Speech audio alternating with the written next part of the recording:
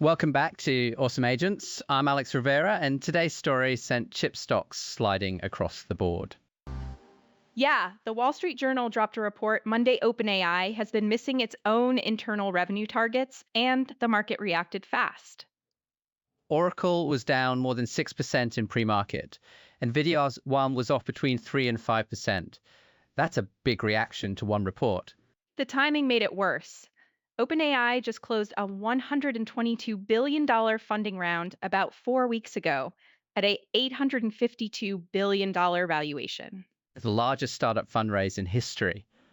And then roughly a month later, reports come out saying they've been missing their own monthly sales targets.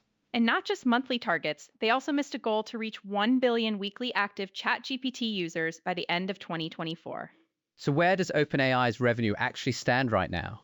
About $24 billion annualized as of April 2026, which sounds like a lot, but it's now behind Anthropic, which is at 30 billion ARR. Wait, Anthropic is ahead of OpenAI on revenue? 30 billion versus 24. And 12 months ago, those numbers were reversed. The shift happened in coding tools and enterprise API contracts. That's the high margin business, right? Not just consumer subscriptions. Multi-year enterprise agreements. OpenAI had 42% of the coding assistant API market a year ago. Now they have 31, and Anthropic has 42. That completely flipped. How does that happen that fast? It compounds. Those contracts are sticky and they grow over time. Losing that ground isn't something you recover from in a quarter. And then there's the CFO situation. Sarah Fryer made some pretty direct internal comments. She warned colleagues that if revenue doesn't recover, OpenAI could struggle to honor future compute contracts. She also flagged the company isn't ready to meet public company reporting standards. Which matters because Altman's been talking about a late 2026 IPO. You can't go public if your own CFO is saying internally that the accounting infrastructure isn't there yet. That's a real obstacle. OpenAI called the whole report ridiculous. Altman and Fryer signed a joint statement to CNBC. And look, $2 billion a month in revenue and $122 billion in reserves isn't nothing. They're not collapsing. But the gap between what they told investors in March and what's showing up internally now, that's what the market reacted to.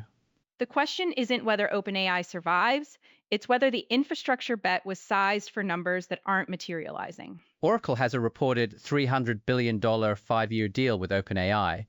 CoreWeave tied its capital spending guidance directly to expected OpenAI demand. CoreWeave guided for 30 to 35 billion in capex this year based on expected OpenAI contract volume. If that runs low, they've got underutilized capacity. So a miss at OpenAI travels through Oracle and CoreWeave and then hits chip stocks because they're all priced on that infrastructure spending continuing. That's exactly the chain. NVIDIA and AMD moved on this too, even though neither has a direct OpenAI contract. They're downstream of the whole capex cycle. What are you watching from here? The IPO timeline is the tell. If they can't meet reporting standards, the late 2026 listing doesn't happen. That changes the math on the $852 billion valuation. Because that valuation was priced for a company about to go public, not one that needs another year to get its reporting infrastructure sorted. A missed IPO window while revenue growth is slowing is a very different story than anyone was telling when that March round closed. OpenAI says ridiculous. The market disagreed, and the IPO timeline is now the number to watch. Thanks for listening to Awesome Agents. See you next time.